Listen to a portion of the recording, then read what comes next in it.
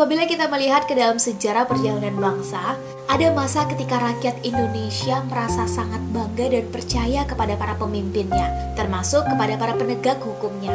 Kiai Haji Agus Salim contohnya, seorang pahlawan nasional, pemimpin partai, menteri, anggota BPUPKI, tokoh yang sangat berjasa dalam membuat Indonesia diakui secara de jure oleh dunia internasional. Guru dari banyak tokoh bangsa, kecerdasannya sudah sangat diakui oleh banyak tokoh dunia. Namun sangat dihormati oleh rakyat dan sesamanya, karena beliau memimpin dengan teladan. Dan sampai ujung usianya, beliau tidak mengambil keuntungan pribadi dari negara. Tidak menerima uang yang bukan haknya. Bahkan dengan segala ketokohan dan jasanya, beliau rela pindah dari satu kontrakan ke kontrakan lainnya. Sehingga banyak yang menjuluki beliau sang kontraktor. Sebuah julukan tanda kekaguman atas pilihan kesederhanaan yang dimilikinya. Rasa hormat yang beliau dapat dari rakyat itu murni. Seperti kata pepatah, hanya ketulusan yang layak dibalas dengan ketulusan. TNI pun punya tauladan yang luhur, dengan keteladanan memesona dari panglima kebanggaannya. Siapa lagi kalau bukan Panglima Besar Sudirman. Panglima yang satu ini rela memimpin perlawanan jauh masuk ke hutan-hutan.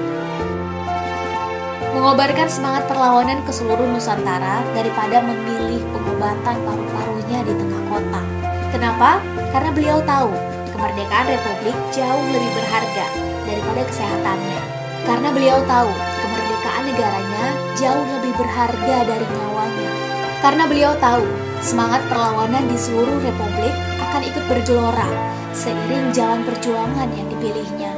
Karena itu ada istilah, Sudirman itu namanya lebih dari sekedar jenderal. Bahkan banyak pengamat mengatakan, kalau beliau berniat menguasai Republik ini, sebetulnya bisa berada di tangannya. Terlebih rakyat dan militer begitu mengulur-ulurkannya. Namun beliau dengan segenap kerelaan hati menyerahkan kekuasaan militer yang dipegangnya kepada presiden setelah negara terbebas dari Belanda dan sekutu yang diperanginya.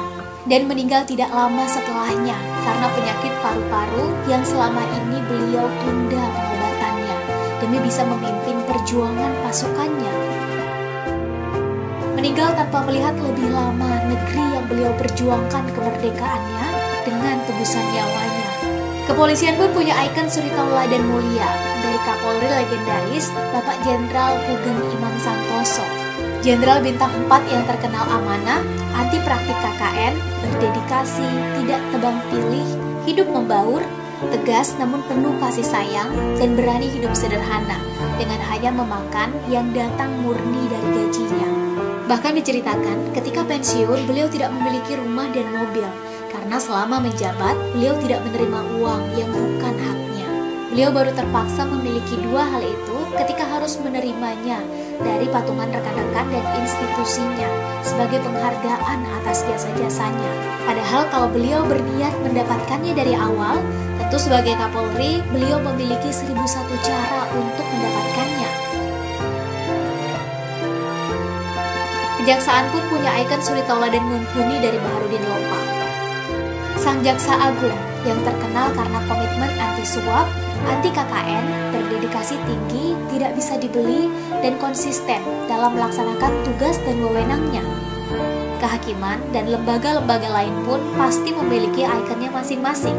Nama mereka harum melebihi masanya, dikenang oleh manusia-manusia setelahnya, karena yang mereka wariskan untuk keluarganya bukan materi yang bukan haknya, tapi suri tauladan agung dan idealisme yang tidak pernah luntur.